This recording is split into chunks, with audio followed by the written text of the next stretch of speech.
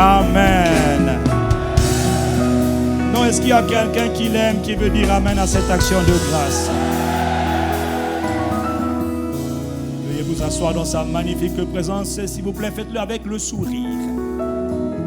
Jour de joie, jour de victoire. Vous ne connaissez pas le chant, il faut vous calmer. Dieu est en sa main d'or. Oh, magnifique présence de Dieu. Il y a un chant que je me rappelle à chanter à l'époque. Qu'il est merveilleux d'avoir Jésus dans la vie, qu'il est beau d'avoir le Seigneur. Qui connaît ce chant-là? Bon, vous n'étiez pas encore né, on dirait. Qui connaît ce chant? Les gens que vous ne connaissez même pas. Miséricorde. Je n'ai pas dit misérable, hein, j'ai dit miséricorde. Il ne faut pas me provoquer. Quelqu'un dit gloire à Dieu. Je n'ai pas dit, je n'ai pas entendu. Quelqu'un dit gloire, ça veut dire gloire, gloire et gloire à Dieu. Ce Dieu qui a dit que les ténèbres recouvrent la terre et les ténèbres profondes les peuples. C'est un constat, c'est un fait avéré que les ténèbres recouvrent la terre et que l'obscurité, donc les ténèbres profondes recouvrent les peuples. Mais il y a des exceptions sur la terre. Mais il parlait de ta vie, il parlait de ma vie, tu dis Amen. Mais sur toi, mais dis avec moi, mais sur moi. Mais dis le plus fort, mais sur moi.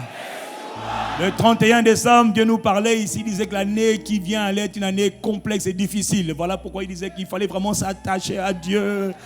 Il dit oui, les ténèbres vont s'intensifier, oui c'est vrai. Les ténèbres épaisses vont couvrir les peuples, c'est vrai. Mais sur moi, dis avec moi, mais sur moi, la gloire du Seigneur se lève. C'est dans les ténèbres qu'on voit la différence. Quand la gloire se lèvera sur ta vie. Il dit qu'il s'est déjà levé sur toi et si tu le crois, toi tu ne dois pas attendre, tu dois dire un Amen fort. Hein. Tu dois dire un Amen comme quelqu'un qui a entendu et qui a cru. Ah mon frère, quand Dieu parle, surtout dans les moments comme ça, il ne faut pas se taire, il ne faut pas dire ah! Il faut dire un Amen vibrant de tout ton être. C'est la guerre entre les ténèbres et la lumière. Les ténèbres se lèvent, toi tu dis moi la lumière je me lève. Quand les ténèbres disent tout le monde a peur, tu dis moi je n'ai pas peur. C'est une réponse que tu donnes aux ténèbres. Est-ce que pourquoi tu n'as pas dit Amen à ça?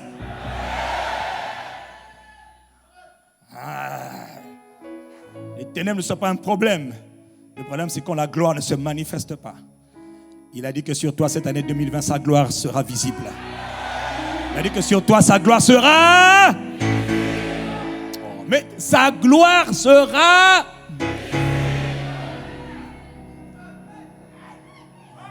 Les ténèbres couvrent la terre, d'accord. Mais sur toi, sa gloire sera visible. Donne un Amen pour toi-même. Nous rendons grâce au Père qui nous assemble ce matin. Vraiment, nous sommes reconnaissants. Nous sommes bénis. Béni de lui appartenir, béni d'être enfant de Dieu, béni d'être en Christ. Je bénis Dieu pour la série de messages qu'il nous donne depuis le début de cette année. Parce que vraiment, je me rends compte que Dieu préparait son Église. Dieu préparait son peuple. Amen. Dis-moi Amen. Avant de commencer le message, nous devons vraiment rendre des actions de grâce à Dieu qui nous assemble ce matin pour tout ce qu'il a fait. Quelqu'un dit Amen. C'est par ses bontés que l'on vit. Donc tu n'es pas en vie ce matin parce que tu as mérité. Mais tu es en vie ce matin à cause de sa miséricorde. Et ce qui se passe dans le monde, ce qui se passe actuellement, ce n'est pas sur un pays, hein, c'est sur tous les continents du monde entier, sur tous les pays du monde entier. Waouh, c'est vraiment les ténèbres qui recouvrent la terre. Mais, sur nous, la gloire de l'Éternel s'est levée. Avant de commencer le message d'aujourd'hui, l'Église, le Seigneur me le rappelait encore, nous, Église, nous avons un rôle. Les gens qui méprisent l'Église n'ont rien compris. Parce que l'Église a un rôle extrêmement important. Nous devons porter la parole de Dieu, établir les standards de Christ. Mais l'Église a aussi un rôle d'éducation. Hein, dis Amen. Notre travail, c'est aussi d'éduquer. Voilà, notre travail, c'est aussi de former, d'entraîner, d'instruire. d'instruire le peuple de Dieu dans les choses qu'il doit savoir. Et l'Église par la bonté, la miséricorde de Dieu, l'Église est plantée dans une ville. Et donc l'Église, toute Église est soumise aux règles des autorités. Lorsque les autorités de la ville, autorités sanitaires ou gouvernementales, prennent des mesures, l'Église n'est pas en reste. Au contraire, l'Église doit aider le gouvernement à faire son travail, doit aider les autorités. Aujourd'hui, pendant que nous sommes là, en France, à ICC et toutes les églises, il n'y a pas de culte. Les gens sont connectés en ligne pour suivre les différents cultes. Pourquoi? Ce sont les ordonnances du gouvernement. Et quand le gouvernement prend les ordonnances, l'Église doit aider le gouvernement à faire son travail. Quelqu'un me dit Amen. Nous devons aider à maintenir l'ordre. Et je tiens donc, avant de commencer à la donner, parce que Dieu veut te parler ce matin, mais avant cela, je dois quand même te donner quelques instructions des autorités sanitaires de notre pays, de notre beau pays. Le Congo était un bon pays. Ah oui, mais ça, moi, je dis ça, si tu ne crois pas, c'est ton problème. Non, c'est ton problème. C'est le pays où Dieu règne. C'est le pays où tu es établi. Ah, mais comme Dieu habite en toi, donc ça veut dire que le pays dans lequel... Les autorités donc, congolaises ont établi des mesures de précaution. Dis avec moi, mesures de précaution. Vous savez qu'il y a un virus, qu'il y a une pandémie actuellement, donc il y a un virus qui se balade, un organisme vivant, invisible, qui se promène et qui se balade dans les airs et qui est en train d'aller de pays en pays. Tous les pays d'Europe, les pays d'Amérique, tous les pays du monde entier sont vraiment dans une situation de détresse, une situation assez grave, une situation assez sévère au point que les écoles sont fermées, que les rassemblements sont interdits, les restaurants en France, en Europe, partout. C'est vraiment quelque chose qui n'a pas été vu depuis beaucoup de très longues années. Et les autorités congolaises ont aussi ont donné des instructions et je me dois, parce que c'est notre travail aussi d'éduquer, surtout quand je regarde vraiment les instructions du gouvernement. En fait, c'est des choses qu'on t'a appris à l'école, mais que toi, tu n'as pas écouté. Tu vois? Donc, il y a des gens, quand ils allaient à l'école, c'est Oko voit Tati, Tati dit à Oko, mais toi, tu n'écoutais pas. Donc, Dieu m'a envoyé ce matin pour te rappeler à l'ordre, pour te donner les instructions des autorités sanitaires, qui sont en réalité les instructions d'hygiène de vie. Quand on te dit brosse les dents, toi, tu viens à l'église sans brosser les dents. Je te mets à chanter. Ton frère et ta soeur de gauche et de droite sont en train d'être intoxiqués à cause de ta faute. Ce n'est pas normal. Tu n'as pas pitié de nous, tu nous fais souffrir nous tous. Est-ce que je peux fermer la parenthèse ou bien je dois laisser? Donc, il y a des instructions que les autorités sanitaires nous demandent vivement d'observer. Pourquoi? Pour éviter la propagation de ce virus. Mais c'est aussi donc on doit donner les instructions, puis je dois vous dire quelque chose quand même là-dessus. Dis-moi Amen. Donc les instructions que nous tous en tant que famille de Dieu, que ce soit à l'église, que ce soit à l'extérieur de l'église, que ce soit dans vos lieux de travail, que ce soit dans vos maisons, c'est les instructions qu'il faut respecter, Premièrement, on nous demande de régulièrement laver les mains. Et bien laver les mains, pas comme tu fais d'habitude, tu fais seulement... Non, tu prends le savon, tu laves les mains, tu retrousses les manches, tu laves bien les mains pendant 30-40 secondes, tu les laves bien. Parce que toi, tu ne sais pas faire ça. Ça, on avait appris ça à l'école, mais toi, tu as oublié. Donc, Dieu m'envoie te rappeler qu'il faut bien laver les mains. Ça, ce sont des questions d'hygiène. Entre parenthèses, si quelqu'un va aux toilettes, mon frère, avant de revenir dans la salle de culte, prends le temps de laver les mains. Et il faut laver les mains plusieurs fois par jour. On nous avait dit ça quand on était à l'école. Mais toi, comme tu avais fait l'école buissonnière, où étais-tu pendant les cours? Tu étais en train d'aller chercher les palabres dehors. Bon, maintenant, Dieu te parle ce matin. Tu me dis Amen. Donc, prenons le temps de régulièrement laver les mains avec le savon. Dis-moi Amen. Et puis, les autorités aussi. Mais ça, c'est dans tous les pays. Que si, franchement, ça, mon frère, quand on tousse ou quand on éternue, logiquement, le bon sens veut que tu éternues. Mais toi, quand tu éternues, celui qui sourit, il est coupable. Sauf le pasteur, bien sûr. Mais moi, je suis en train de vous donner les instructions. Donc, voilà. Vous savez, les choses graves, on peut le dire avec un peu d'humour. Dis Amen et puis je continue. Donc, il faut respecter. Donc, quand tu éternues, tu mets le creux, tu n'as pas de mouchoir. Et balade-toi avec un mouchoir jetable autant que possible. Sinon, tu protèges bien tout le monde et tu protèges d'abord toi-même. Dis Amen. Nous n'avons pas à subir les missiles que tu envoies par ta toux et tes éternuements. Non, ça, ce sont des règles d'hygiène et des règles de sécurité pour éviter une quelconque propagation de ce virus qui fait autant peur, mais il ne fait pas peur à quelqu'un ici. Ça, c'est hors de question. Vous voyez, ce sont des instructions qui sont données. Si tu es en contact avec, si tu vois quelqu'un qui manifeste, qui a des symptômes, comme s'il avait attrapé le virus. Bon, on connaît les symptômes. Si tu vois quelqu'un qui a des symptômes, il ne faut pas avoir peur. Dis Amen. Mais il ne faut pas aussi, il recommande d'éviter tout contact ou d'éviter des contacts rapprochés avec les personnes qui manifestent, qui sont infectées par ce virus. Donc il faut être sage, il ne faut pas tenter le Seigneur, ton Dieu pour rien. Dis-moi Amen. Ça, c'est les règles de sagesse. Donc voilà pourquoi les autorités recommandent que les gens ne se saluent pas. Bon, il y a quand même des pays où ils avaient déjà anticipé qu'on ne peut pas toujours tendre la main. Au Japon, par exemple, c'est... Non. Si tu veux saluer ton voisin jusqu'à nouvel ordre, tu peux aussi faire ça simplement. Konnichiwa, ça veut dire bonjour. Dis Amen. Voilà, mais tu poses, bon, si tu as envie de saluer quelqu'un, vous savez, tout ça, c'est question de foi puis de grâce. Ok? Il faut que je vous dise aussi la vérité par rapport à ce virus qui fait peur à tout le monde. En fait, le problème maintenant, ça devient la peur. Ce n'est pas tellement le virus. Parce que ce virus, ça, c'est comme le virus de la grippe. Donc, il ne faut pas non plus alarmer tout le monde. Et je dois vous dire une chose. Je vois que dans les médias, on parle beaucoup de tant de personnes infectées, contaminées. Oui, c'est vrai. On peut être contaminé par un virus, infecté par un virus. Mais la vérité, c'est qu'on ne vous dit pas, c'est qu'il y a 98% des personnes qui guérissent parce que c'est comme la grippe. Qui a déjà eu la grippe? Est-ce que le monde est tombé parce que tu as eu la grippe? Bon, là, on nous demande de prendre des mesures de précaution pour éviter la propagation. Mais la grippe aussi, c'est le fruit d'un virus, il faut le savoir. Mais ça, voilà, donc il y a 2% seulement des gens qui meurent, mais toi, tu n'es pas dans ce pourcentage. Jamais. Dis Amen, jamais. Il y a 2% des gens qui sont infectés par le virus qui meurent. Mais 2%, c'est rien. Il y a 88% des gens qui sont infectés qui guérissent. Donc c'est normal. Vous savez, il y a deux manières par lesquelles Dieu sauve les hommes. Premièrement, il peut empêcher dans sa miséricorde que tu ne tombes malade, que tu sois infecté. Tu dis Amen. Parce que la prophétie avait déjà dit que 1000 tombent à ton côté et 10 000 à ta droite, tu ne seras pas atteint. Donc il n'y a pas de problème. Mais Dieu dans sa miséricorde peut aussi permettre que tu sois atteint. Mais si tu es atteint, sache que Dieu n'est pas surpris. Il a déjà dit que le sang de Jésus nous guérit de toute forme de meurtre. Par ses meurtrissures, nous sommes guéris. Vous savez comment Dieu guérit? Dieu guérit par ses blessures. Il envoie sa parole nous guérit. Dieu guérit aussi par la science, par la médecine. C'est pas les hommes ne trouvent pas les réponses comme ça tout seuls. Dieu donne l'intelligence aux hommes pour trouver des vaccins, trouver des médicaments, trouver des traitements. Donc Dieu n'est pas contre la médecine. Quelqu'un me dit Amen. Donc si tu as la grippe, tu prends les médicaments appropriés et puis ça passe. Tu prends aussi la Sainte Seine, ça passe. En même temps, tu pries, tu rends grâce à Dieu, ça passe. Dis-moi Amen. Une raison pour laquelle tu pries, tu dis, moi je prends les médicaments, je fais mon truc, mais je te préviens, toi, esprit de mort, tu dégages, tu n'as aucun pouvoir sur moi. Ceux qui sont morts, ils ont été emportés par la mort. Ça ne t'arrivera jamais. J'ai dit, ça ne t'arrivera jamais. Ça ne t'arrivera pas. La prophétie était sortie cette année, le 1er janvier, il avait dit que la gloire de Christ sera visible sur ta vie. Et la gloire se manifeste au milieu des ténèbres. Donc mon frère, nous avons rendez-vous le 31 décembre 2020. Le 31 décembre 2020, je te verrai debout, plein en santé, plein de vigueur, plein de foi, plein de grâce. Tu dis Amen, c'est à toi que je suis en train de parler. Oui, nous sommes sages. Nous respectons les instructions, mais nous savons que nous marchons dans la crainte et dans la puissance de l'Esprit de Dieu.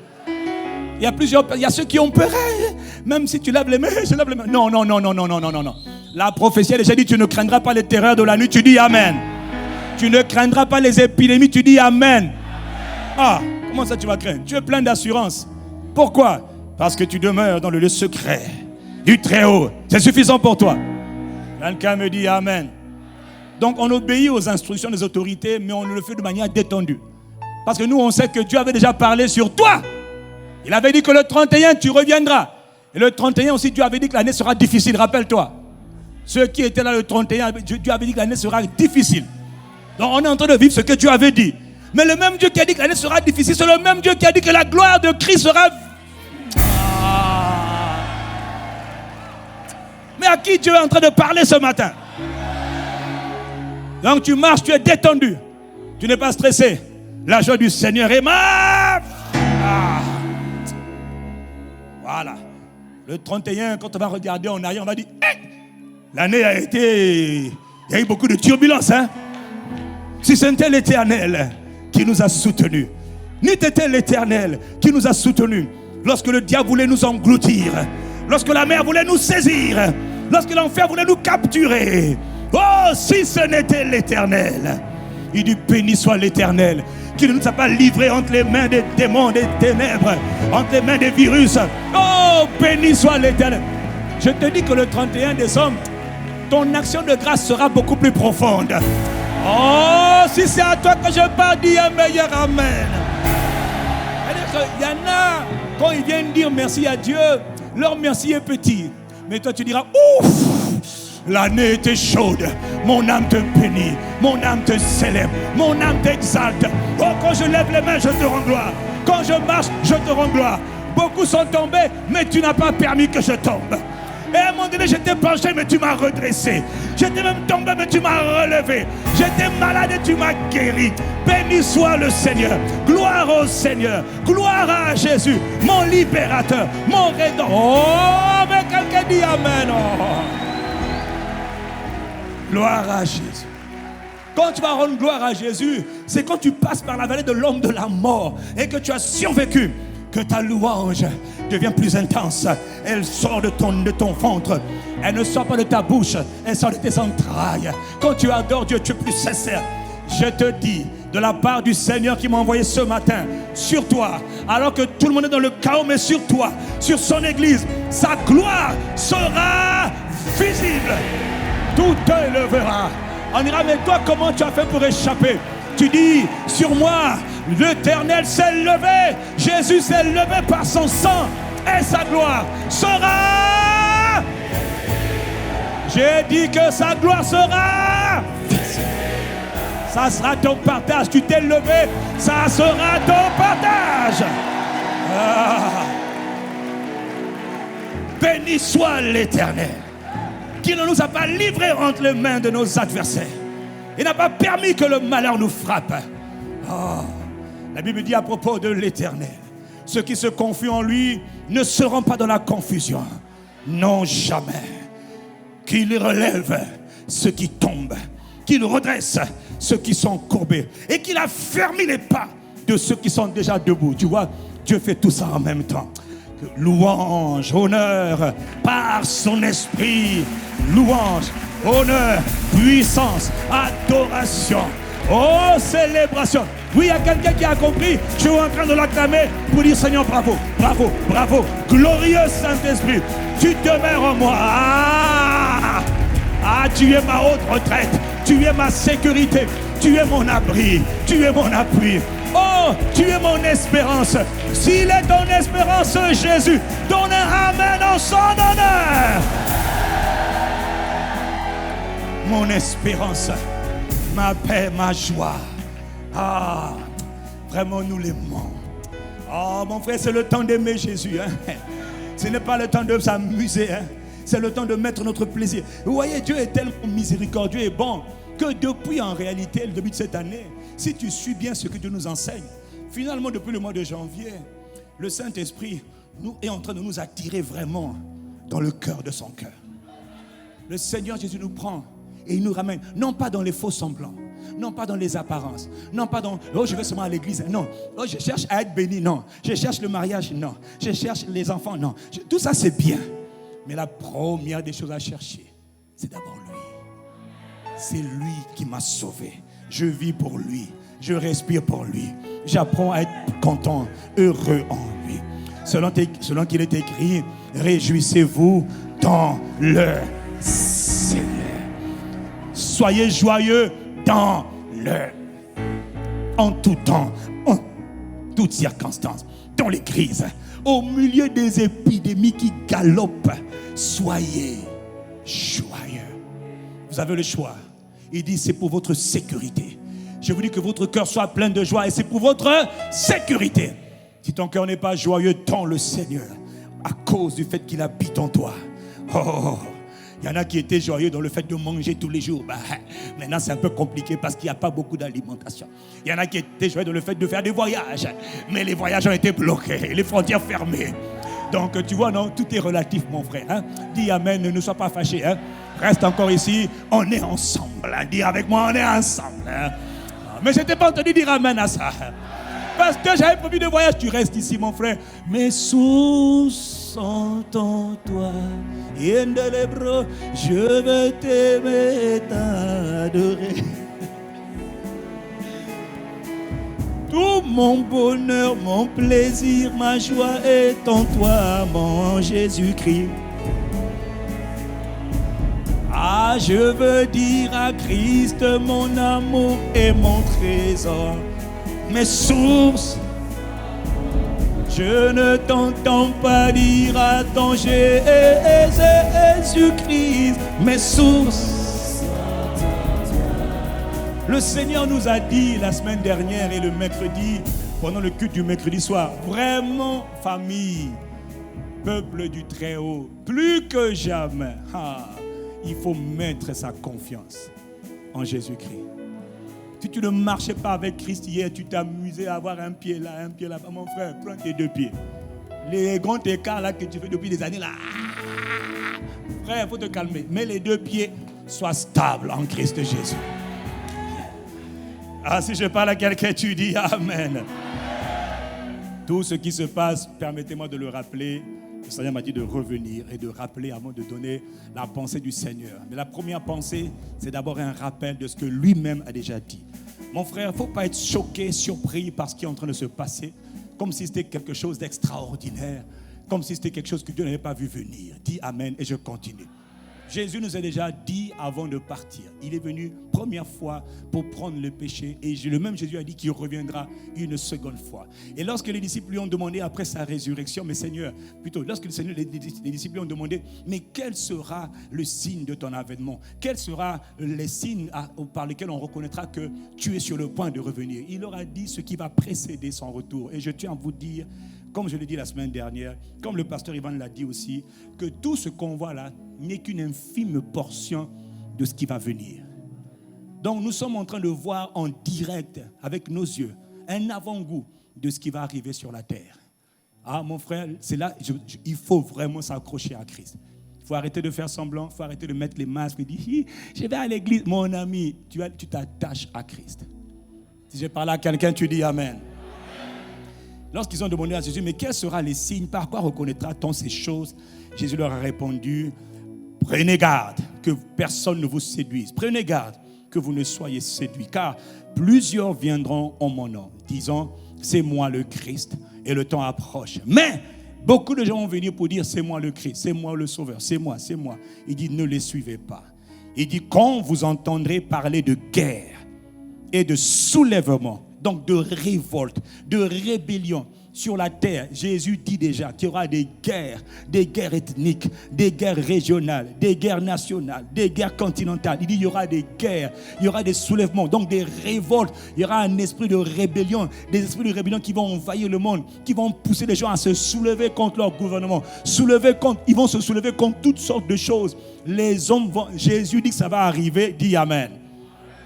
Il dit, ne soyez pas effrayés. N'ayez pas peur. Et là, tu dois dire un bon Amen. Dis avec moi, je n'ai pas peur. Non, je ne t'ai pas entendu. Il dit, n'ayez pas peur, ne soyez pas effrayés, car il faut que ces choses arrivent premièrement. Mais ce ne serait pas encore la fin. Il donne une longue liste d'événements cataclysmiques, apocalyptiques qui doivent précéder son retour. Attention, mon frère. Il a déjà dit que ça va arriver. Celui qui vous parle là, on l'appelle Dieu. Celui qui vous parle, on l'appelle la parole de Dieu. Il nous parle, en plus, ce sont ses dernières paroles avant de remonter. Donc, tout ce qu'il dit, il faut prendre ça au sérieux. Ce sont les paroles prophétiques. Donc, il n'y a pas de quoi être inquiet. Il dit, ne soyez pas effrayés. Il dit, une nation, verset 10, s'élèvera contre une nation. Un royaume contre un royaume. Donc, pays contre pays. Ethnie contre ethnie. Peuple contre peuple. Il y aura toutes sortes de choses. Il dit, il y aura des grands tremblements de terre en divers endroits. Ainsi que des pestes, donc des épidémies, et des famines, donc des crises, des manquements de nourriture, des carences alimentaires partout, dans beaucoup de régions. C'est pas moi, c'est lui qui dit que ces choses vont arriver. Il dit qu'il y aura des phénomènes terrifiants qui vont faire peur à la plupart. Il y aura des grands signes dans le ciel. On n'a pas encore vu ces choses. Le ciel est en train de donner des signes bizarres. On n'a encore rien vu. Le peu qu'on voit avec un petit virus qui fatigue les gens. Et que la presse est en train de ramener partout, petit virus. Donc 82% des gens qui sont malades guérissent sans problème. 2% meurent. On n'est pas que de ceux qui meurent. Et si quelqu'un est contaminé, c'est comme si c'était la fin du monde. Non, ce n'est pas la fin du monde. Dis Amen. Je n'ai pas entendu ton Amen. Jésus dit, ça va arriver. Des phénomènes terrifiants, des grands signes dans le ciel. Et le même Seigneur dit, dans les temps toujours qui vont précéder son retour, on mettra la main sur vous. Ça, ce n'est pas encore arrivé. Tu dis Amen. On vous persécutera. Ça, c'est pas encore arrivé. Regarde, tu es en train de me sourire là.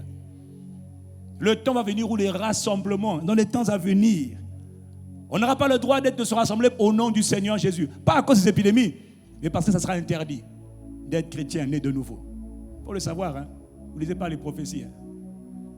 Ah. Donc ce qu'on dit là n'est pas encore arrivé. On vous livrera aux synagogues, on vous jettera en prison. On vous traînera devant des rois, devant des gouverneurs à cause de mon nom. Cela vous donnera une occasion de témoignage. C'est-à-dire qu'il y a des gens, quand on dit témoigne de Christ, ils ne veulent pas. Ah, j'ai honte. Un jour, si tu es encore là, tu vas témoigner de force. On va te tuer. L'esprit va te prendre pour dire, je reconnais Jésus comme Seigneur et Sauveur. Repentez-vous, vous voulez pas. On m'avait dit de témoigner. Le pasteur m'avait dit de témoigner, j'ai négligé. Maintenant, je suis encore sur la terre. Il faut mettre ta vie en ordre maintenant. Ah, celui qui reçoit ces paroles les reçoit. Vous serez détestés de tous à cause de mon nom. Ce n'est pas encore arrivé. Ça sera des jours de vengeance où s'accomplira tout ce qui est écrit. Ce n'est pas encore arrivé. Là, on voit seulement les préludes, les préliminaires, les prémices. Il y aura des signes dans le ciel, dans la lune, dans les étoiles. Sur la terre, les nations seront dans l'angoisse, dans l'épouvante, la peur, épouvantées par le bruit de la mer et des vagues. Verset 26, il dit, les hommes rendront l'âme. C'est-à-dire qu'ils vont mourir. Boum. Ils vont mourir de peur. Vous savez que la peur tue les gens. Les gens vont mourir à cause de la peur. Ah, je ne serai pas là. Si toi aussi tu ne seras pas là, tu dis Amen. Les âmes rendront l'âme de terreur dans l'attente de ce qui surviendra. Qu'est-ce qui va arriver sur la terre? Car les puissances des cieux seront ébranlées. Donc on verra des choses terribles. Ça va arriver. Jésus l'a dit, ça va arriver. Dis Amen. Verset 27. Alors, on verra le Fils de l'homme venir sur une nuée avec beaucoup de puissance et de gloire. Oh! On avait dit à l'époque, voici l'homme. C'est le même homme qui est dans le ciel, Jésus le Christ, qui reviendra. Mon frère, il va revenir.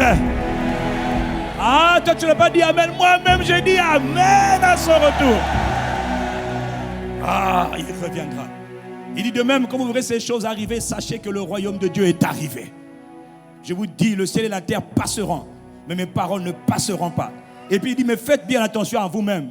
Fais attention à toi-même, toi qui écoutes là, de peur que ton cœur ne devienne insensible au milieu des excès de manger, boire. Et puis avec les soucis, qui a dit quoi? Qui a dit, hey! Non, là c'est le Seigneur qui dit, hein. De peur que ce jour ne fonde sur vous à l'improviste, car il s'abattra comme un filet, comme un piège sur tous les habitants de la terre. Soyez donc sobres, veillez donc, restez donc en éveil et priez. Il donne le comportement prophétique qu'il faut avoir dans les temps de trouble. Il dit ne pas peur, mais soyez sobres et priez, afin que vous ayez la force d'échapper à toutes ces choses qui vont arriver sur la terre des hommes. Donc les temps à venir vont être de plus en plus difficiles, mon frère. Quelqu'un dit Amen. Prie, ne sois pas distrait, ne laisse personne te distraire. Traite la distraction comme un péché. Traite la distraction comme un péché. Tu dis c'est l'heure d'aller dans le lieu secret. On te dit non mais je voulais te proposer quand même qu'on aille boire un verre. Tu dis oublie-moi. Là, moi on m'a dit à l'église, c'est le temps de demeurer, de fréquenter le lieu secret. Papa m'appelle, le Saint-Esprit m'attire. Jésus est en train de m'appeler à lui. J'ai un choix à faire. Aller adorer, aller être présent dans la présence de Dieu, adorer Dieu, connaître Dieu, méditer les Écritures. Et toi qui me dis, non, frère, je veux t'offrir du jus. Bois ton jus tout seul et laisse-moi tranquille. Là, je suis très poli. J'ai envie de dire, oublie-moi. Moi, je veux dans le lieu secret. Il faut fréquenter Dieu, frère. C'est dans le lieu secret qu'on apprend à connaître Dieu, qu'on apprend à connaître son intimité, qu'on apprend à communier avec Dieu. C'est là qu'on est fort, c'est là qu'on est restauré. Et à force d'être dans ce lieu secret, la main du Seigneur vient se poser sur toi. Il dit, tu es mon amour. Tu dis, toi aussi, je t'aime mon fils, je t'aime mon papa. Oh mon Père, oh mon Dieu. Et là, tu es dans le lieu secret et tu partages avec le Saint-Esprit, avec l'Esprit de grâce, avec Jésus le Christ présent par son Esprit. C'est une affaire d'intimité entre un papa et ses enfants, entre un époux et son épouse, entre un grand frère et ses petits frères, entre Jésus et moi. Oh, quelqu'un dit Amen. Traite quiconque veut te distraire de ce genre de choses. Bon, je n'ai pas dit traite-le comme un ennemi, mais c'est tout comme. Refuse la distraction. Soyez sobre, veillez et priez. C'est l'heure de la prière. Par la grâce de Dieu, cette semaine, l'Église doit prier encore pour le pays, prier pour la terre. Il ne faut pas arrêter de prier jusqu'à ce que ce virus soit botté hors de la terre. Il sera botté. Il va partir. Quoi, il ne va pas rester là tout le temps. Ce n'est pas vrai. Dieu permet ça parce que Dieu avait déjà dit que ça allait arriver. Le même Dieu qui a dit que ça va arriver, le même Dieu a dit invoque-moi. On va invoquer Dieu, on va continuer jusqu'à ce que le coronavirus soit botté hors du Congo, botté hors de l'Afrique, botté de la terre. Allez, dégage. Et qu'un virus, il va dégager. Ça, c'est la force de l'Église. Ça, le monde ne peut pas comprendre comment on fait pour botter un virus. Faites toutes choses par la puissance de l'Esprit. Faites en tout temps, par l'Esprit, toutes sortes de prières.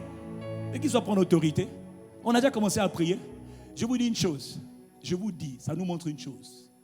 Si la main de Dieu n'était pas sur la terre serait détruite. Si Dieu voulait détruire la terre, mais il envoie juste quelques petits virus.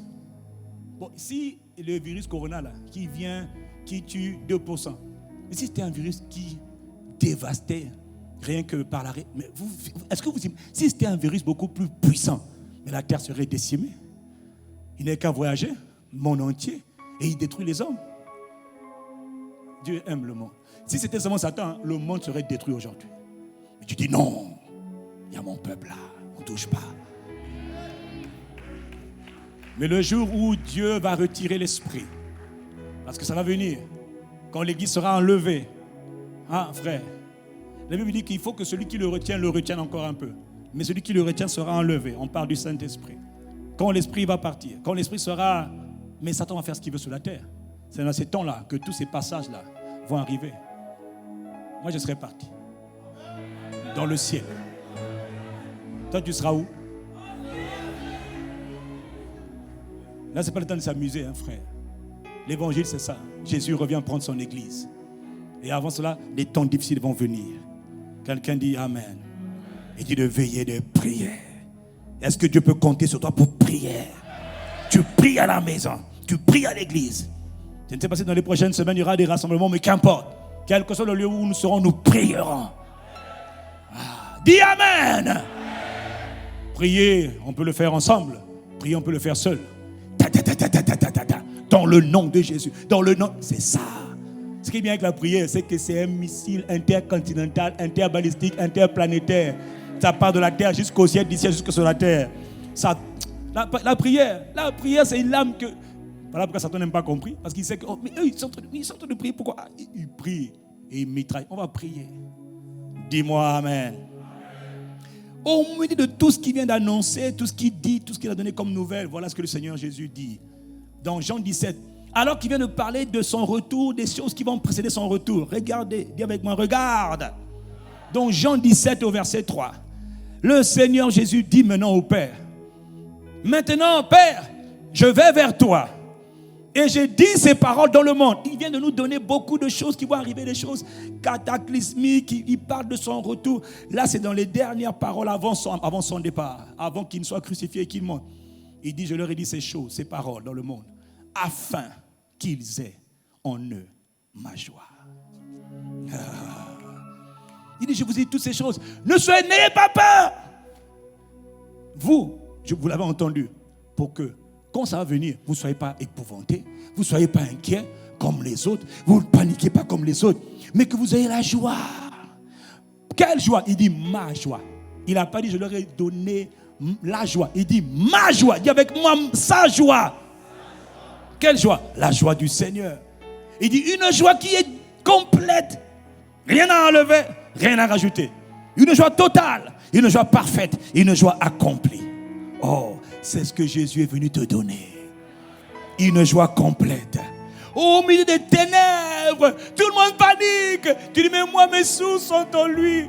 Mon bonheur est en lui. Il est ma joie. Il est mon assurance.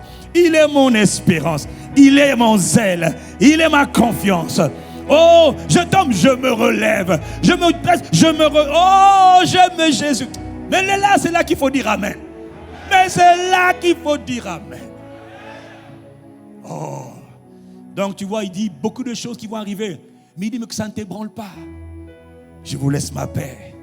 Je vous donne ma paix. Vous aurez des tribulations dans le monde, mais prenez courage. J'ai vaincu le monde. Il dit, je vous dis ces choses afin que vous ayez ma joie en vous. Ah, tu vois que le mystère de la joie, il faut que ton cœur soit toujours joyeux, mais dans le Seigneur. Joyeux pourquoi? Je l'aime. Joyeux parce qu'il m'aime. Le reste, oh gloire à Dieu.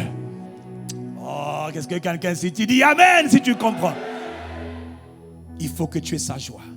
Que rien ne vienne ébranler dans ton cœur la joie du Seigneur. Donc n'aie pas peur, sois joyeux. Parce que la gloire se manifeste par la joie. La joie là, c'est une manifestation de sa gloire. Quand tout le monde dit mes sources sont... Toi tu n'as pas peur? Mes sources sont en toi. Oh, mais toi tu arrives à chanter alors que nous tous on a peur. On a peur. Par toi, Dieu va commencer à consoler les autres. Rassurer les autres. Tu leur dis venez à Christ. Il a dit venez à moi vous tous qui êtes fatigués et chargés. Je vous donnerai du repos. C'est là qu'il faut le dire aux âmes. C'est là qu'il faut le dire aux membres de ta famille. Papa, maman, les amis, mes frères, mes soeurs, mes cousins, mes cousines, mes amis. Venez à lui. Il est l'espoir des extrémités de la terre. Il est la réponse que Dieu le Père a donnée pour que tous les hommes soient sauvés. Tous les hommes soient en paix. Tous les hommes soient protégés. Tous les hommes soient préservés. C'est Jésus le Christ. Venez à lui. Venez. Oh. Deviens vraiment un gagneur d'âme. Quelqu'un de joyeux. La joie, c'est contagieux. Quelqu'un me dit Amen. Alors aujourd'hui, alors qu'il nous a dit qu'il veut que nous ayons sa joie en lui, une joie complète. Donc on va continuer de parler de la joie. Et un seul point qu'on va développer ce matin, rapidement, un des avantages de la joie du Seigneur, ou encore de la joie dans le Seigneur. Est-ce que quelqu'un est joyeux dans le Seigneur? Mon frère, c'est vraiment pour toi le temps de t'attacher à Christ. Ne viens pas seulement à l'église pour venir à l'église, mais vraiment il faut t'attacher à Christ. Dans le psaume 37, il est écrit au verset 4, fais de l'Éternel tes délices et il te donnera ce que ton cœur désire. La version Darby dit fais tes délices de l'Éternel et il te donnera les demandes de ton cœur. La version Osterwald, qui a mieux traduit ce texte, dit prends ton plaisir, prends ton bonheur, prends ta satisfaction dans la vie, prends ton épanouissement, prends ta joie en l'Éternel et il t'accordera les demandes de ton cœur. Prends ton plaisir en lui. Est-ce qu'on peut continuer? La version parole de vie dit trouve ta joie. Trouve-la. Où? Pas dans les voyages, pas dans les mariages. Tout ça c'est bien, mais ce n'est pas l'essentiel. Fais attention dans la vie à ne pas chercher les choses secondaires et à mépriser la chose principale. Beaucoup de gens cherchent les choses secondaires et tu as oublié l'indispensable. Quelqu'un dit Amen. Il y trouve ta joie dans le Seigneur. Il te donnera ce que ton cœur désire. La version Semeur, la dernière que je citerai, il dit en Dieu, mets ta joie et il te donnera les vœux de ton cœur. Tout le monde ici, chacun d'entre nous, nous avons des besoins, nous avons des désirs, nous avons des attentes, nous avons des demandes dans nos cœurs. Et Dieu envoie sa parole. Et il te dit, tu sais, je sais que tu as des besoins, je sais que tu as des désirs, je sais que tu as des envies. Mais je te donne le moyen le plus rapide d'obtenir les désirs de ton cœur. Il y a une condition. Mets d'abord ton plaisir en moi. Sois d'abord heureux en moi. Sois d'abord content d'être en moi. prends ton bonheur en moi. Si quelqu'un, monsieur, tu dis Amen. Oui, je suis un peu désolé d'avoir à le dire parce que j'ai compris et quand je méditais ce texte, je voyais encore dans mon esprit combien beaucoup de gens n'y croient pas vraiment. Beaucoup de gens il y en a beaucoup parmi nous, ceux qui m'écoutent, vous ne croyez pas vraiment que Dieu prend plaisir, que Dieu veut te donner les besoins, les aspirations, les demandes de ton cœur. Beaucoup ne sont pas conscients que Dieu veut vraiment leur bonheur, que Dieu a envie de nous accorder les demandes, les désirs de nos cœurs. Mais il m'a envoyé ce matin pour te dire à quel point être joyeux dans le Seigneur te permettra d'obtenir les désirs de ton cœur. Quelqu'un dit Amen. Et je sais que c'est un message qui peut être difficile pour certains parce que de nos jours, si Dieu veut te faire du bien, si Dieu veut te combler, il y en a qui ne seront pas à l'aise avec. Parce que tu dis, moi par exemple, j'ai envie d'avoir une nouvelle voiture, mais tu sais que dans notre environnement là, si tu as une nouvelle voiture, par exemple, c'est juste un exemple que tu avais besoin et que tu l'as. La voiture là vient d'où? Lui là, il a dû toucher à quelque chose. Certainement à côté, il est rentré dans un endroit qu'on appelle au Congo, généralement, bon, on ne va pas parler de ça, c'est pas tellement bien. Les mots qui commencent par L-O. Si Dieu te fait du bien à toi aujourd'hui, je te le dis, toi qui m'écoutes, même tes parents vont dire, si Dieu te promet un poste de haute responsabilité, toi, qu'on avait dit tu ne seras jamais rien, tu dis, qu'est-ce que tu as fait? Parce qu'il y en a qui ne sont pas à l'aise, il y en a qui ne croient pas du tout que Dieu veut le bien de son peuple. Il y en a qui ne croient pas du tout que Dieu veut le bien-être, la prospérité, l'épanouissement de son peuple. Non, il y en a qui pensent que si Dieu t'a fait du bien, donc forcément tu es peut-être devenu un franc mécanicien ou franc charpentier ou un franc dentiste par exemple, ou je ne sais pas moi, il y a tellement de francs maintenant, tous les francs existent maintenant, comme les francs maçons, francs charpentiers, menuisiers, mécaniciens, dentistes. Parce que, on va te dire, mais non, mon frère, il est écrit dans le psaume 84 au verset 11. Écoute-moi ce que Dieu dit. L'Éternel donne la grâce et la gloire. Mon frère, Dieu donne la grâce. Dieu donne la faveur. Dieu donne la capacité. Je sais que tu n'es pas convaincu de ça, en tout cas pas ton voisin, je sais. Mais je te dis quand même que Dieu donne la grâce, il donne la gloire. Il ne refuse aucun bien. Oui, je sais qu'il y en a qui ne croient pas que Dieu peut faire le bien. Mais je suis venu te dire que Dieu ne refuse aucun bien à ceux qui marchent dans l'intégrité. Ceux qui marchent dans le plaisir de son cœur, Dieu leur fait du bien. Je sais que ce n'est pas un bon message pour certains. Non. Moi, j'ai toujours dit que Dieu est un Dieu de pauvreté. Dieu est un Dieu de chasteté. Non, ça c'est toi qui es allé chercher ça, on ne sait pas où. Mais on peut aller dans le grec et l'hébreu. Je veux te montrer que c'est totalement faux. Dieu dit qu'il ne refuse aucun bien à ceux qui marchent avec lui, à ceux qui font son plaisir. Dieu est un Dieu bon et un Dieu bon fait des choses bonnes.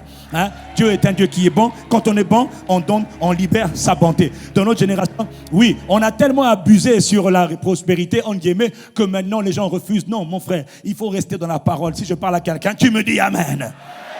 Dieu donne la grâce de la distinction, la grâce de la sagesse. La grâce, c'est la faveur. La grâce, c'est la capacité. La grâce, c'est la présence. Il a déjà fait hier, il le fait encore aujourd'hui et il le fera encore demain quand tu seras mort. Le problème, c'est que les gens ne croient pas. Et tout ce que tu ne crois pas, tu ne peux pas l'avoir. Si tu crois que Dieu ne peut pas, Dieu croit seulement. Et moi, je suis pauvre, ma famille est pauvre, mes parents sont pauvres, on est pauvres, on va rester pauvres. On va rester pauvres. Qu'il te soit fait selon tes paroles. Mais il y a quelqu'un qui a dit, moi, je refuse. Dans cette famille, on a toujours échoué. C'est comme ça de génération en génération. Mais toi, tu l'as dit, je refuse. Sinon, il te sera fait selon tes paroles. Mais pourquoi toi, tu veux refuser alors que tout le monde dans la famille, tu dis Dieu l'Éternel, il donne la grâce, il donne la grâce, il donne la grâce. La grâce. Il donne la grâce, mais il donne aussi la gloire. Voilà pourquoi il a dit le 31, le premier, que sur toi, la gloire sera visible. Oh non, ton histoire de gloire visible là, ça c'est encore un endoctrinement. On est en train de vous faire un lavage de cerveau, tout à fait. On renouvelle ton intelligence et la vérité. On change ta manière de penser. On t'avait toujours dit que tu seras un échec. Je te dis que sa gloire sera visible.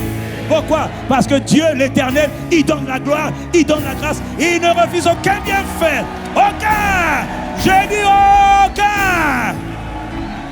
Mais à qui suis-je en train de parler ce matin? Tu dis Amen! Il donne la gloire. Oh, il me couronne de gloire. Il dit sur toi je vais manifester ma gloire. Mais c'est à toi qui parle. Pourquoi? Il donne gratuitement, il donne généreusement, parce qu'il prend plaisir à te faire du bien. Mais à qui Dieu est en train de parler ce matin? Dieu donne la gloire. Satan dit non. Donc mon frère, Satan a fait croire à tellement de gens. Donc il y en a qui viennent à l'église. Quand ils vont à l'église, ils disent cette église-là, c'est trop beau. Dieu donne la grâce. Il donne la gloire. Il ne refuse aucun bien. Il ne refuse aucun bien à ceux qui marchent avec lui. Il y a quelqu'un qui vient chez toi parce que tu es pasteur, il vient chez toi.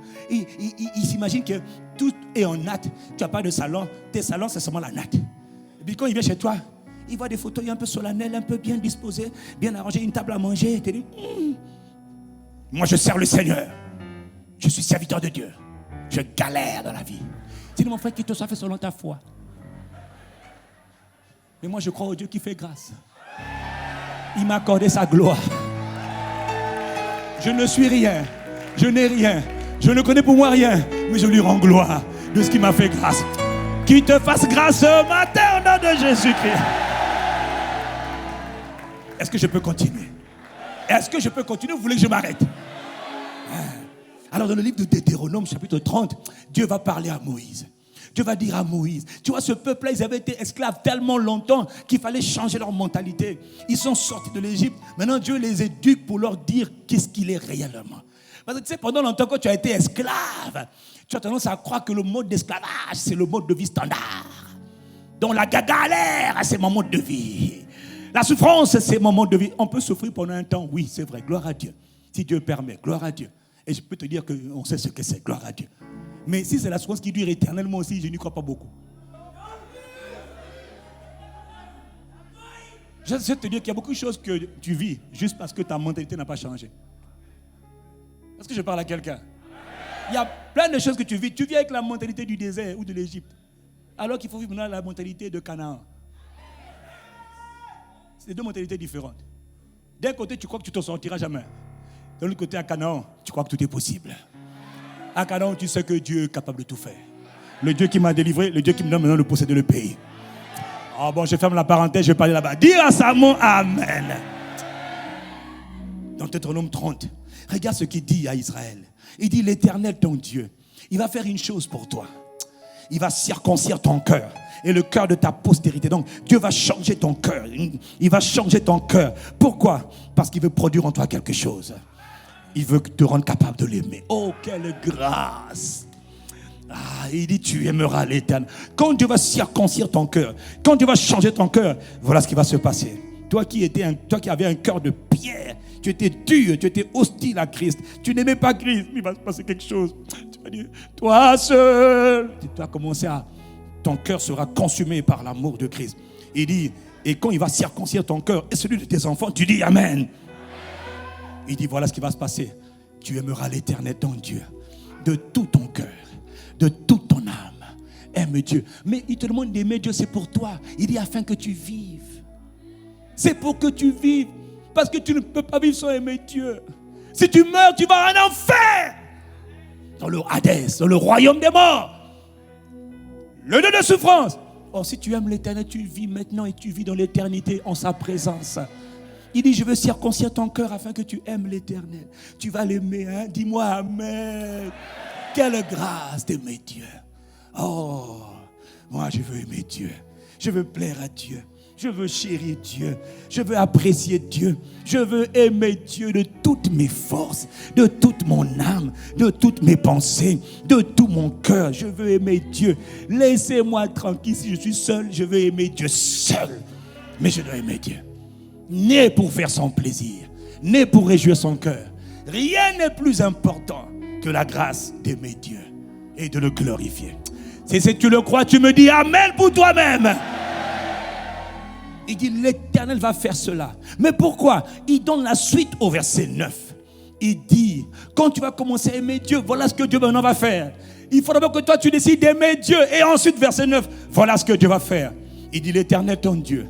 Quand il a vu que tu as commencé à l'aimer de tout ton cœur et de toute ton âme, maintenant lui, c'est donnant.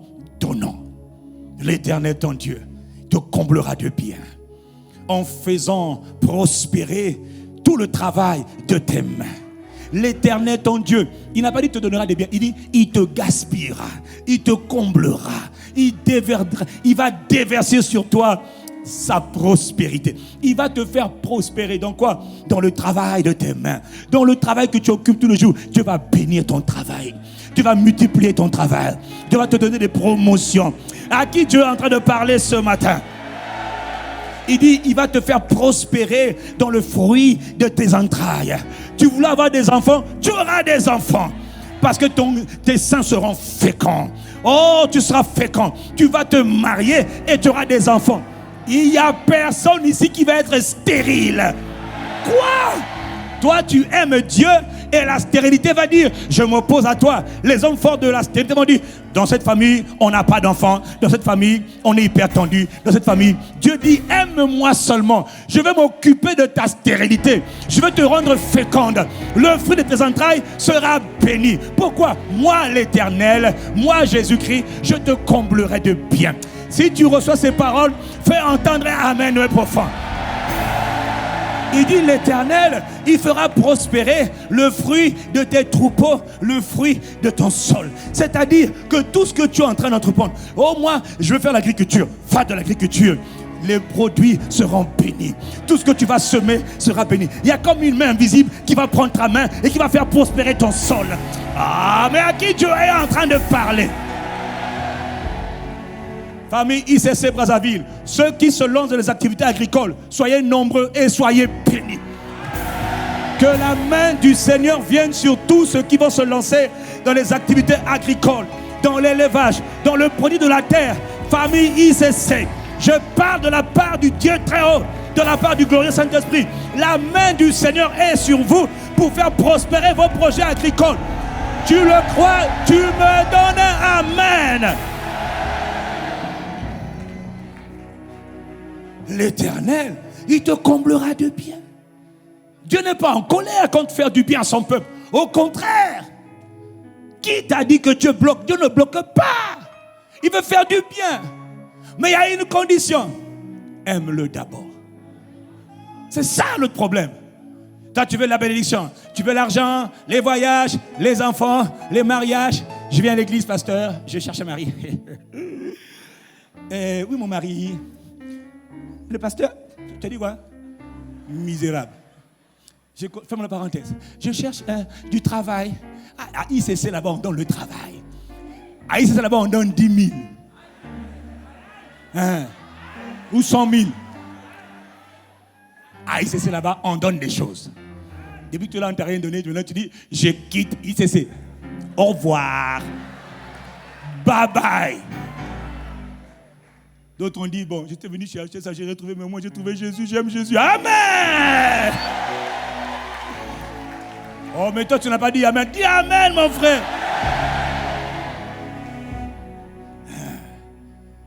Dieu te regardait quand tu venais. Et tu cherches quoi? Il dit, je cherche le Seigneur, il sait que tu mens. Il dit, mais je vais t'apprendre à me rencontrer. Il dit, mon fils, prêche la parole. Et quand le pasteur est en train de parler, tu sens dans ton cœur, comme il sent le péché, tu dis, Seigneur, aide-moi. Seigneur, je veux te connaître finalement. J'ai compris que tu es la source de toutes choses.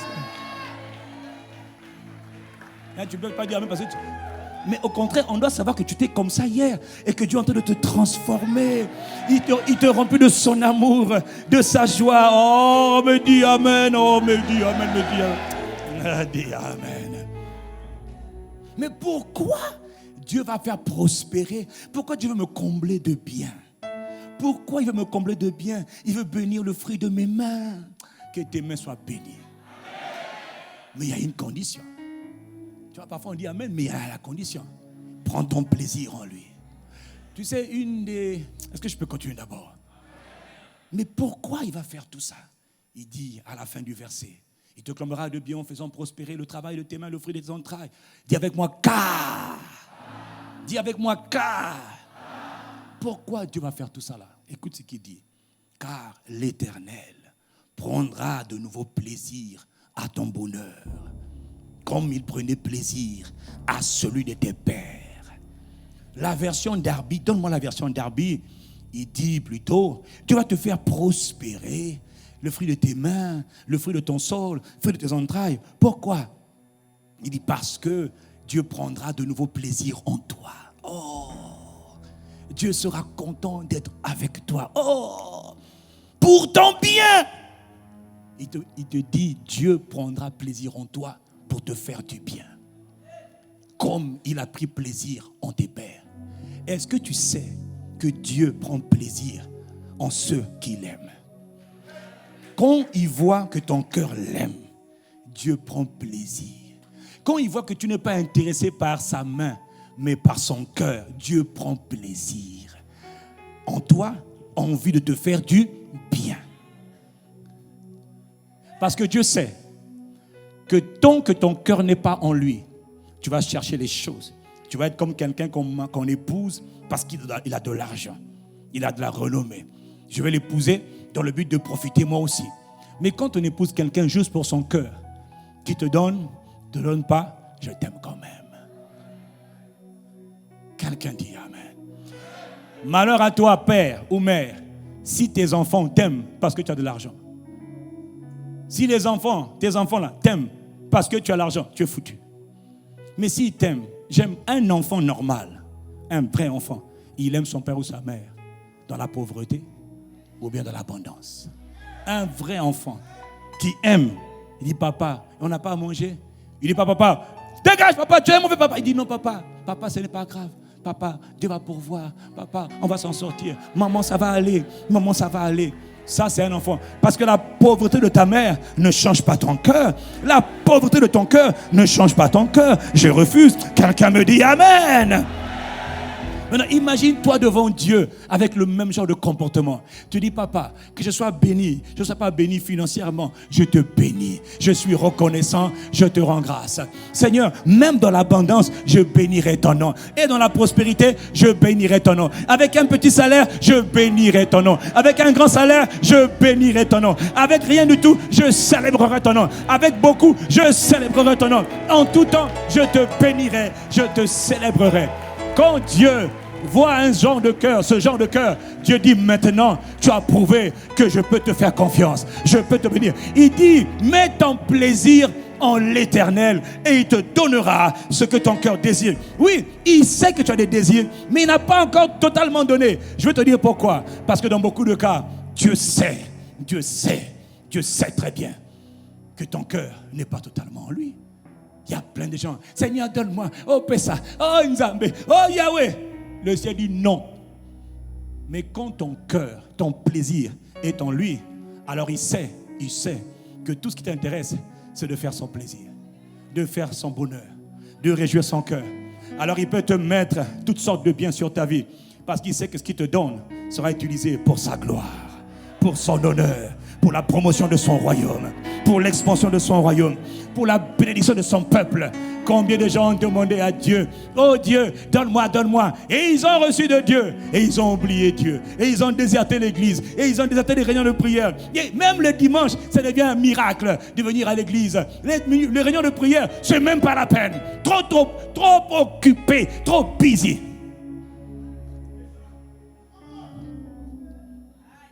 Ils disent, oh, il y en a qui me disent, mais toi, comment tu fais? Comment toi tu fais, Castanou? Comment tu fais? Je dis, mais moi, je suis né en lui, je vis par lui, je respire par Christ, je vis Christ, j'aime Christ. Rien ne pourra me séparer. Moi, rien. Je suis vendu à Christ. Je suis esclave de Christ. Je suis prisonnier de Christ. Je suis possédé de Jésus-Christ. Je suis envoûté par Jésus-Christ. Je suis passionné par Jésus-Christ. Je suis contrôlé par Jésus-Christ. Je ne fais pas ce que je veux. Je fais ce que Christ veut. Je vis par lui. Je l'aime. Maintenant, il te dit, alors mon fils, je peux te combler de bien. Et quand il me donne, ce qu'il me donne, c'est pour la gloire de Christ. C'est pour le royaume de Christ. C'est pour l'avancement de son œuvre. C'est pour lui. Tout lui appartient.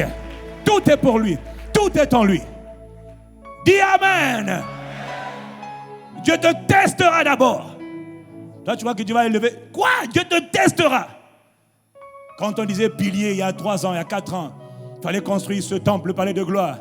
J'ai vu des gens, pasteur, pour les piliers de gloire, 500 000. Pasteur, j'ai construit ma maison pour 50 millions, 75 millions. Il te donnait à l'église 100 000, 500 000. Pour les projets de Dieu, 500 000. Pour tes projets à toi, 50 millions, 75 millions. Frère, va. Pasteur, j'ai perdu mon travail. C'était normal. Bien fait pour toi. C'est même la prophétie qui s'accomplit. Tu méprises Dieu. Il y en a d'autres. Ils ont tout sacrifié pour la maison de Dieu. Ils ont mis pour les intérêts du royaume. Dieu, mon frère, toi tu peux me tromper, moi, et encore ça va être difficile, mais ça peut arriver. Dieu ne trompe pas. Il connaît les motivations de ton cœur. Il te dit, tu veux les biens que je te donne? Je veux te combler de biens. Mais premier, mets d'abord tes biens, mets d'abord ton amour en moi. Mon frère, quand on a appris à aimer Dieu, tout ce qu'on fait, c'est par amour pour lui. Quand tout ce que tu veux, c'est le plaisir, faire plaisir à Dieu. Maintenant, il te dit, je te donnerai les désirs de ton cœur. Et tu vas te rendre compte qu'en fait, les désirs de ton cœur, c'est pour lui. Tu auras des voitures là, ça va être pour lui. Tu auras des bus, les bus, c'est pour sa gloire. Tu auras des maisons aussi, je construis, mais c'est pour sa gloire. Tout ce que j'aurai doit servir à l'avancement de son règne, d'une manière ou d'une autre. Est-ce que je suis en train de parler à quelqu'un ce matin? Toi, tu veux élévation, promotion, tu n'auras rien. Parce que Dieu sait que dans ton cœur, tu n'es pas encore totalement restauré. Voilà pourquoi il fait un travail. Voilà pourquoi des fois il permet le désert. Des fois il permet que tu perdes des choses. Pourquoi? Parce qu'il sait qu'il est en train de travailler ton cœur. Il a dit, j'ai trouvé un homme. J'ai trouvé David. J'ai cherché un homme dans tout Israël pour faire un roi. Un roi selon mon cœur. J'ai mis Saül parce que le peuple voulait quelqu'un de grand, d'imposant. Si j'avais donné David dès le départ, le peuple n'aurait pas accepté. Ils auraient dit, oh, mais notre roi là, c'est pas un gaillard. Nous, on veut un roi qui soit grand. Ils jugeaient selon les apparences. Ils ont dit, si on a un roi fort et grand, voilà Saül, quand il se lève, il est plus grand que tout le monde. Il dit, waouh, voilà un héros. Ils vont nous mener à la guerre et à la victoire. Vive Saül. Dieu a dit, c'est lui votre roi. Puis quelque temps après, le roi gaillard a désobéi à Dieu à plusieurs reprises. Dieu dit, parce que son cœur n'est pas en moi. Alors je cherche. Samuel! J'ai cherché en Israël. J'ai trouvé un petit là. Un homme. On l'appelle David. Il est beau de figure, mais ce n'est pas pour ça que je le prends. C'est un homme brave, mais ce n'est pas pour ça que je le prends. J'ai discerné en lui. Il a un cœur différent. Lui là, il m'aime. Lui là, il m'aime. Quand je le vois, j'entends ses prières. Je dis, oh, il n'est même pas un cœur élevé, mais il m'aime de tout son cœur. C'est lui. Ça me dit, oh, mais il est ordinaire. Il dit, justement, c'est lui. Ma main vient sur lui. Mon esprit va le remplir. Je me servirai de lui. Lui, il va accomplir toute ma volonté. Pourquoi? Son cœur est en moi. Son cœur m'appartient. Je vois que tout ce qui fait son plaisir. En plus, c'est un gars qui est rejeté dans sa famille. Ses parents ne le calculent pas. Il n'est pas apprécié. Il n'est pas reconnu. Il dit, ce n'est pas grave. C'est son cœur que je cherche. David, c'est toi que j'ai choisi. J'étais oint de mon huile sainte. Ma main te soutiendra. Mon bras te rendra fort. J'écraserai tes adversaires. Je détruirai ceux qui te haïssent. Je les frapperai. Hey, Dieu s'engage parce qu'il a vu un cœur. Est-ce que Dieu va voir un cœur en toi? Un cœur qui est tourné vers lui. Un cœur qui l'aime, même dans la misère. C'est là au contraire qu'on doit voir si tu aimes Dieu. Quel est cet évangile là où on te dit que tu vas t'élever alors que tu as un cœur qui est pourri? Il n'y a pas d'élévation. Toute chose qui te pousse à te détourner de Dieu. Il y a des choses. Ça peut être le travail. Il y en a qui ont eu le travail et puis ils ont oublié Dieu. On dit, ah, je suis trop busy, trop occupé. Ok, que ton travail soit maudit alors. Si ton travail doit te perdre, je maudis ton travail. Serviteur de Jésus, je le suis. S'il y a quelque chose dans ton cœur qui t'empêche de plaire à Dieu, qui t'empêche d'aimer Dieu vraiment, dans ces temps de la fin dans lequel on est, mon frère. Si je vois que ton cœur est trop attaché à l'argent, alors que ton argent soit maudit. Perds ton argent et puis aime Jésus. Au moins tu auras perdu l'argent, mais tu auras été sauvé pour l'éternité. Si tu n'arrives pas à avoir les deux en même temps, parce que c'est trop dur. Le mari il va me lâcher. Alors qu'il te lâche. Que ton copain là t'abandonne. Si c'est pour te permettre d'être attaché à Jésus comme jamais auparavant. Hein? Ok. Moi-même, je dis amen à ça. J'ai été piégé ce matin. C'est quoi cette génération? À cause d'un peu de plaisir, tu oublies Dieu. Il dit, mets ton plaisir en l'Éternel. Trouve ton plaisir en lui. Hey! Il te donnera les désirs de ton cœur. Il sait que tu as des demandes. Mais mets d'abord ton plaisir en lui. Toi, tu cherches autre chose, mais tu ne cherches pas lui. Alors pourquoi tu galères? Je suis serviteur de Jésus-Christ. Je te le dis. S'il y a des choses dans ton cœur qui t'empêchent de plaire à Dieu, de marcher avec Dieu, que ces choses soient maudites dans le nom de Jésus. Après, tu vas me dire, pasteur, j'ai perdu mon travail. Pasteur, comment je vais faire? C'est bien fait pour toi. Au moins, le travail est perdu, mais ton âme est sauvée. Et ton cœur est sauvé. À quoi sert-il à un homme de gagner le monde? C'est pour perdre le salut. Tu sais, c'est quoi l'éternité sans Dieu? Jésus ne vient pas chercher une épouse qui ne lui appartient pas. Il vient chercher une épouse qu'il aime. Toi, est-ce que tu l'aimes? Est-ce que tu as appris à l'aimer, frère? Tu me regardes avec des yeux, on dirait un hibou là. Mais regarde toi-même ton cœur, mon gars. Oh! Moi-même, je dis amen à cette parole. Fais de l'Éternel tes délices. Il a dit dans la prophétie, l'Éternel va te combler de bien. Parce que l'Éternel prendra de nouveau plaisir en toi pour te faire du bien.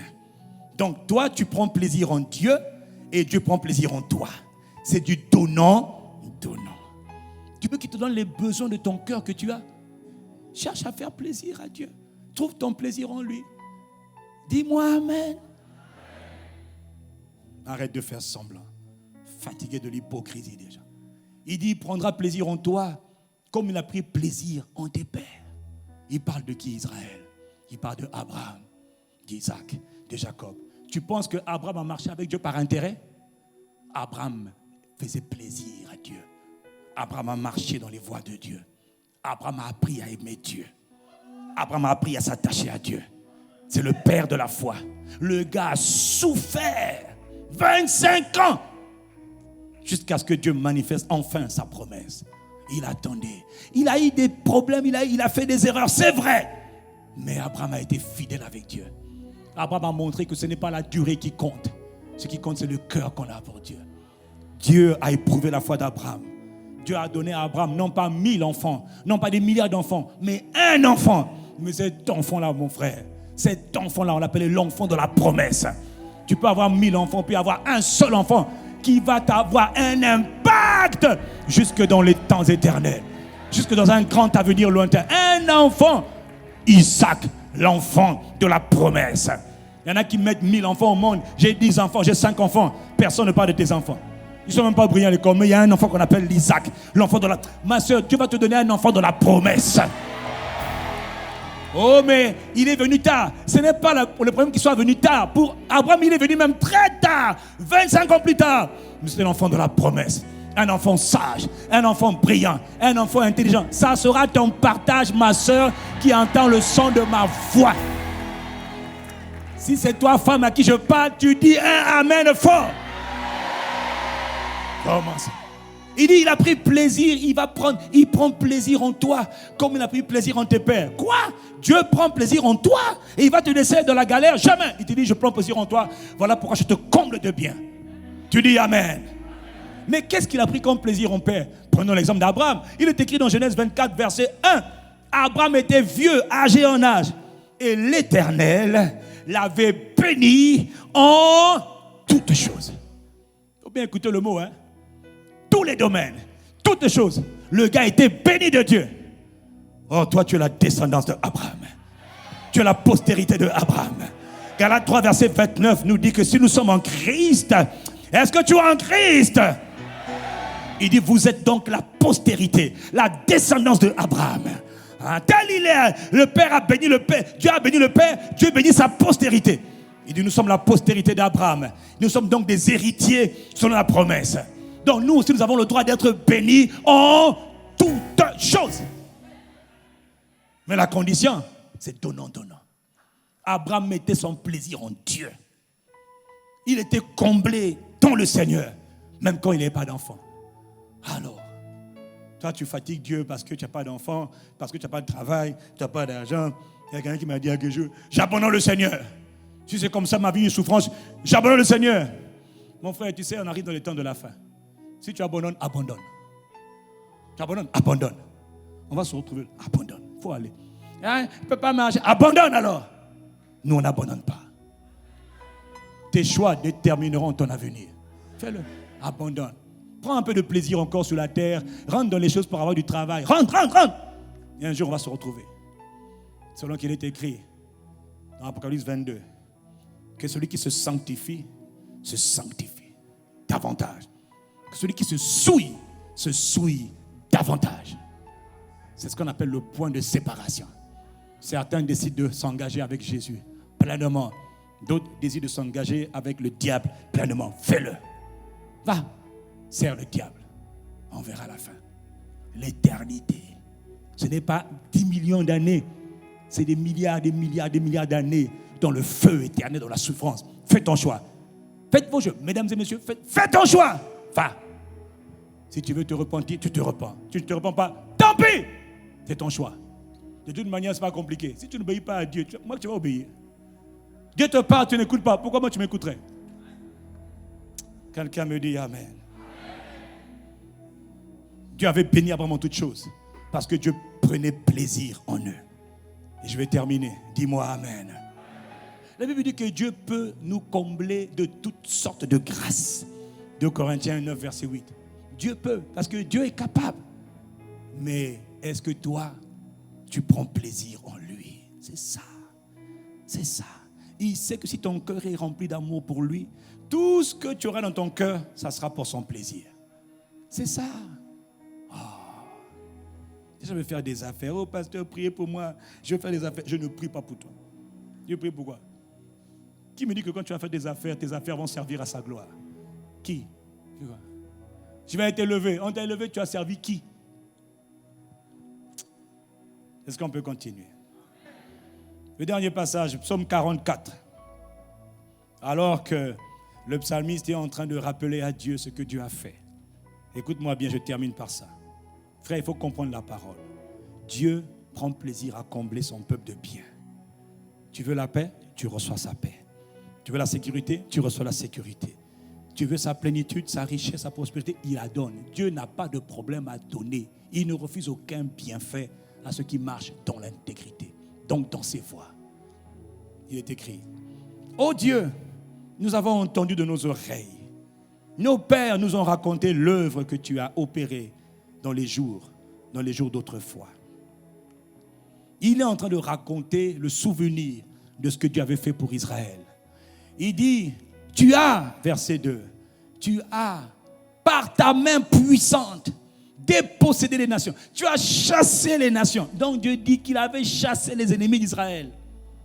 Les Cananéens, les Jébusiens, les Amoréens, les Éviens, les Hittites, tous les hommes forts, tous les adversaires du peuple de Dieu.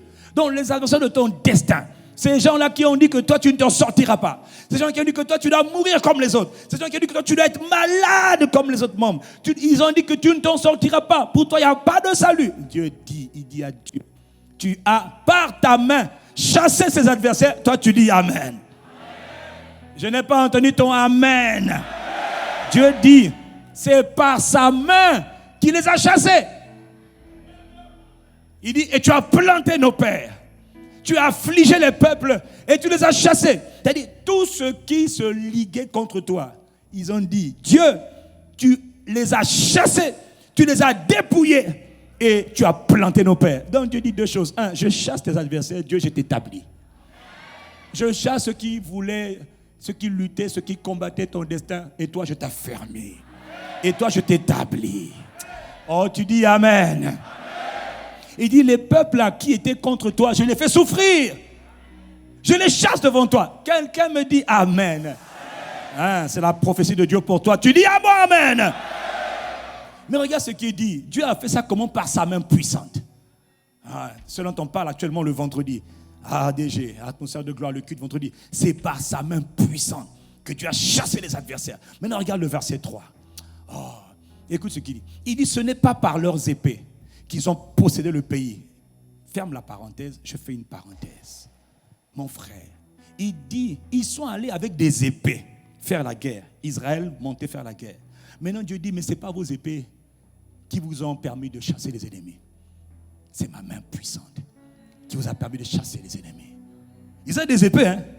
Ce n'est pas ton diplôme qui t'élève. Ce n'est pas ton nom de famille qui t'élève. Ce n'est même pas ta fonction. Ce n'est pas ton ethnie, non. Dieu dit, c'est ma main puissante. À qui cette parole était destinée? Ce n'est pas tes intrigues, là, tes réseaux qui t'élèvent. Non! C'est la main puissante de Dieu qui élève. Il dit, ce n'est pas par leurs épées qu'ils ont possédé le pays. Ce n'est pas leur bras qui les a sauvés. Il dit, c'est ta droite. C'est ton bras et la lumière de ta face. Pourquoi Dieu a fait cela? Pourquoi Dieu a étendu sa main pour sauver son peuple, pour chasser les ennemis? Parce que, dis avec moi, parce que tu avais pris ton plaisir en eux. Quand Dieu voit que ton cœur, comme le cœur de David, cherche Dieu, quand Dieu voit que ton cœur le désire, Dieu n'est pas insensible. Il prend plaisir en toi pour te faire du bien. Dieu aime tout le monde, mais le bien dont on parle, le comblement de bien dont on parle, il ne le fait pas à tout le monde.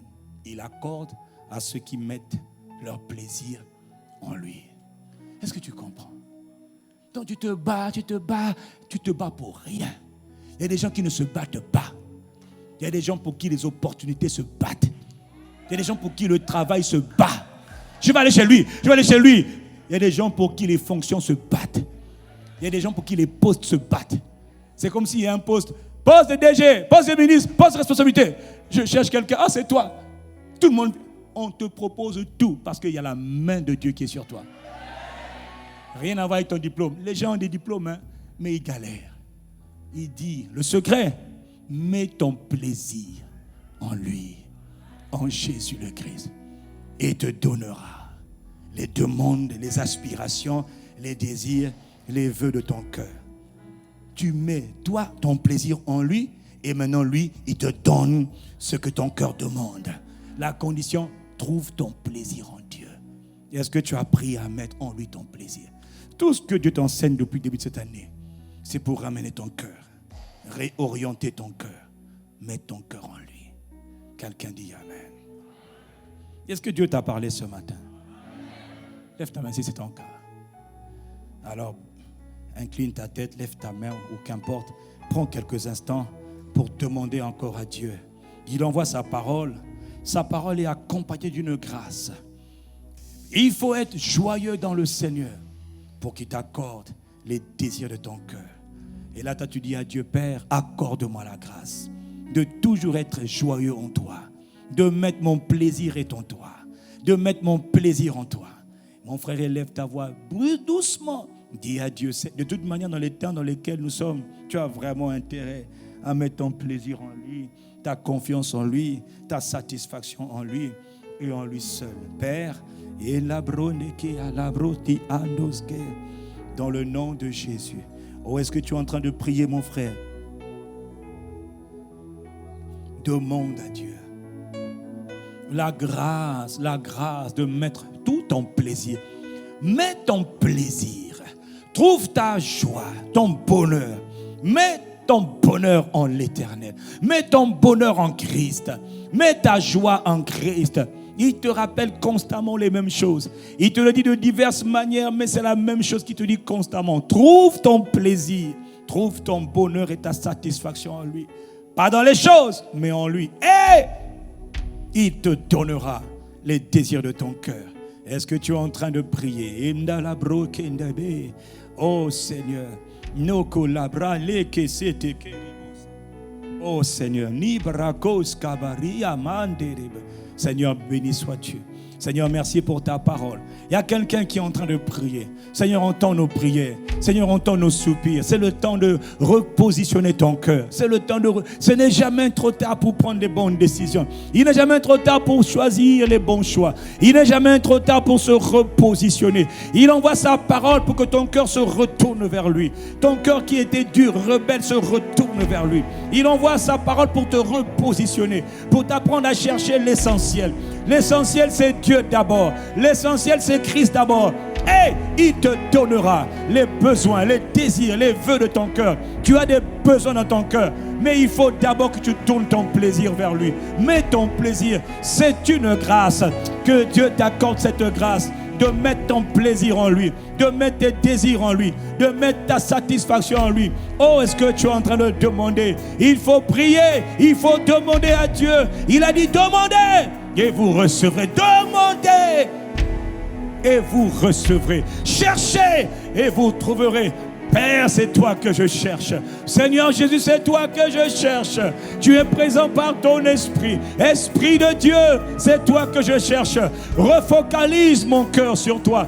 Donne-moi un cœur dont tout le plaisir est en toi. Toute la joie est en toi. J'ai des besoins, j'ai des envies, j'ai des vœux dans mon cœur. Mais j'ai compris, Seigneur, qu'il faut d'abord que je fasse de Dieu mon plaisir, mon charme, mon délice, ma passion, ma vitalité, mon tout, mon absolu, mon nécessaire. Père, dans le nom de Jésus, je refuse d'être séduit, je refuse de perdre mon temps à changer, à charger les choses. Je veux toi, mon plaisir est en toi. Seigneur, je te prie, Seigneur, je te prie, Seigneur, je te prie. Dans le nom de Jésus le Christ, Seigneur, fais grâce que ce peuple, oh Père, ce peuple, oh Dieu, soit connu comme un peuple qui cherche Dieu, un peuple qui aime Jésus, un peuple qui fait la fierté, le plaisir de Christ, un peuple qui vit, qui met son plaisir dans le Christ, dans la personne de Christ, dans la parole de Christ, dans les œuvres de Christ. Père, accorde-nous cette grâce. Nous te le demandons, Père, dans le nom de Jésus de Nazareth le Christ.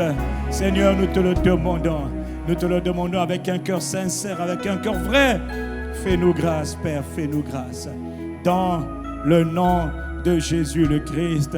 Abba, Père, nous t'avons prié, nous t'avons demandé avec des actions de grâce. Quelqu'un qui croit, quelqu'un qui a demandé de tout son cœur, mets-toi debout et acclame Dieu. Acclame Dieu.